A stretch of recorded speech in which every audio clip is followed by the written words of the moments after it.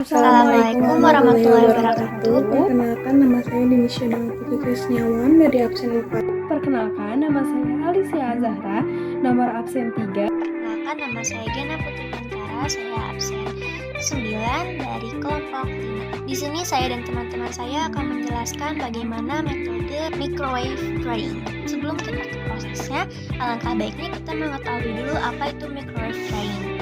Pengertian microwave drying akan disampaikan oleh Denisha. Microwave adalah perangkat dapur yang memanfaatkan gelombang mikro untuk memanaskan makanan. Fungsi microwave mencakup pemanasan, memasak, dan mencairkan dengan kecepatan tinggi, membuatnya menjadi alat yang efisien dan praktis dalam dapur modern. Karakteristik produk akhir yang dihasilkan dari pengeringan dengan microwave drying pada umumnya sama, namun ada perbedaan pada beberapa karakteristik. Di antaranya, karakteristik tersebut meliputi 1. Menggunakan microwave dapat menurunkan kadar air rentan antara 844,283% sampai 968,873% menjadi 11,789% sampai 13,91%. Produk microwave drying akan mengalami pengeringan yang merata. Produk microwave drying, warna produk hasil pengeringan dengan pengeringan microwave umumnya lebih baik. Keempat, produk microwave drying, tekstur produk hasil pengeringan dengan pengeringan microwave umumnya lebih renyah. Karakteristik bahan baku dan produk akhir. Bahan baku untuk pengeringan dengan microwave harus memiliki karakteristik tertentu agar proses pengeringan berjalan lancar dan menghasilkan produk yang berkualitas. Karakteristik tersebut meliputi 1. Kadar air awal, di mana kadar air awal bahan baku akan mempengaruhi waktu pengeringan. 2.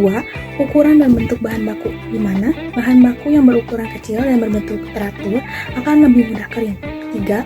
Ketahanan panas, di mana bahan baku halus tahan terhadap suhu tinggi yang dihasilkan oleh microwave. Melanjutkan penjelasan dari Denisha tentang apa itu microwave serta karakteristik bahan baku dan produk akhir, saya, Alicia Azahra, akan menjelaskan prinsip kerja microwave drying, faktor-faktor yang mempengaruhi proses pengeringan, dan alur prosesnya. Microwave drying bekerja melalui mekanisme pemanasan bahan menggunakan gelombang mikro. Proses ini dapat dijelaskan dalam beberapa tahap. Yang pertama, gelombang mikro menembus bahan. Microwave memiliki kemampuan menembus permukaan bahan hingga ke bagian dalam. Berbeda dengan metode pemanasan konvensional yang memanaskan dari luar ke dalam. Microwave memungkinkan pemanasan yang lebih merata karena gelombangnya bekerja langsung pada molekul-molekul bahan. Yang kedua, osilasi dipol. Molekul air dalam bahan memiliki sifat dipol, yaitu memiliki kutub positif dan kutub negatif. Ketika gelombang mikro mengenai bahan, molekul-molekul air ini mulai berosilasi atau bergerak bolak-balik dengan cepat mengikuti medan listrik dari gelombang. Yang ketiga, gesekan antar molekul. Osilasi cepat ini menyebabkan gesekan antar molekul yang menghasilkan panas di dalam bahan. Proses ini disebut pemanasan volumetrik yang menjadikan seluruh volume bahan ikut memanas secara bersamaan. Keempat, induksi ionik. Selain osilasi dipol, gelombang mikro juga menyebabkan ion-ion dalam bahan terpecah dan bereaksi dengan medan magnetik, menciptakan energi tambahan. Yang kelima, peningkatan suhu. Kombinasi gesekan dari reaksi ionik ini meningkatkan suhu bahan, sehingga air yang terkandung di dalamnya mulai menguap. Yang keenam, proses pengeringan. Uap air yang terbentuk keluar dari bahan melalui pori-pori, sehingga bahan menjadi kering. Dengan mekanisme ini, pengeringan berlangsung lebih cepat dibandingkan metode konvensional. Selanjutnya, yang akan kita bahas yaitu faktor-faktor yang mempengaruhi proses pengeringan. Efektivitas microwave drying dipengaruhi oleh beberapa faktor penting nih. Yang pertama, kekuatan microwave. Semakin tinggi intensitas gelombang mikro yang digunakan, semakin cepat pengeringan berlangsung. Namun, jika terlalu tinggi, bahan bisa rusak atau kehilangan kualitasnya. Oleh karena itu, pengaturan daya perlu disesuaikan dengan jenis bahan yang dikeringkan. Kedua, sifat material yang dikeringkan. Ada 3 nih teman-teman. Yang pertama, kelembapan awal. Bahan dengan kandungan air yang tinggi memerlukan waktu lebih lama untuk dikeringkan. Yang kedua, ketebalan bahan. Semakin tebal bahan, semakin sulit dipanaskan. Semakin sulit panas menembus hingga ke bagian dalam. Yang ketiga, konduktivitas termal. Bahan dengan konduktivitas termal yang baik akan lebih cepat mengalirkan panas dan mengering. Selanjutnya yang ketiga, waktu dan suhu. Waktu pengeringan berkaitan erat dengan suhu. Semakin tinggi suhu, semakin cepat pengeringan berlangsung. Namun, suhu harus dikontrol agar tidak merusak bahan, misalnya menyebabkan perubahan warna, tekstur, atau kandungan gizi. Yang keempat, pengaturan daya microwave. Pengaturan daya yang sesuai sangat penting untuk memastikan pengeringan yang merata dan efisien. Daya yang terlalu rendah akan membuat proses lambat, sedangkan daya yang terlalu tinggi beresiko merusak bahan. Selanjutnya, yang akan kami bahas yaitu alur proses pengeringan dengan microwave. Proses pengeringan menggunakan microwave dapat dibagi ke dalam beberapa langkah.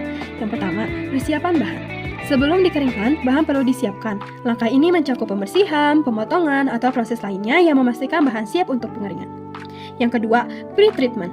Beberapa bahan memerlukan perlakuan awal, seperti perendaman dalam larutan tertentu untuk menjaga warna, rasa, atau tekstur selama atau setelah pengeringan.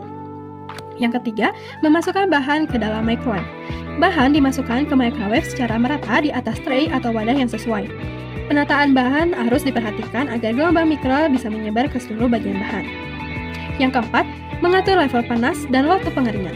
Langkah ini sangat penting untuk memastikan proses berjalan optimal.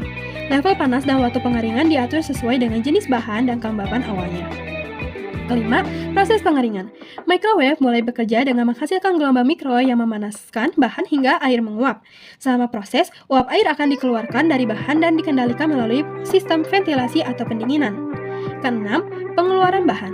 Setelah proses selesai, bahan dikeluarkan dan didinginkan untuk memastikan tidak ada sisa panas yang dapat merusak kualitas bahan. Dan langkah terakhir yaitu pengemasan yang akan dijelaskan oleh Gena. Halo teman-teman, sekarang kita akan bahas tentang cara kerja microwave drying. Ada beberapa hal penting yang perlu kita perhatikan mengenai spesifikasi alat microwave drying. Yang pertama, kita bahas daya microwave drying. Biasanya punya daya antara 500 watt sampai 5000 watt. Daya yang lebih besar berarti microwave bisa menghasilkan panas yang lebih tinggi. Dan tentu saja proses pengeringan jadi lebih cepat. Tapi ingat, daya yang lebih tinggi juga berarti lebih banyak konsumsi energi.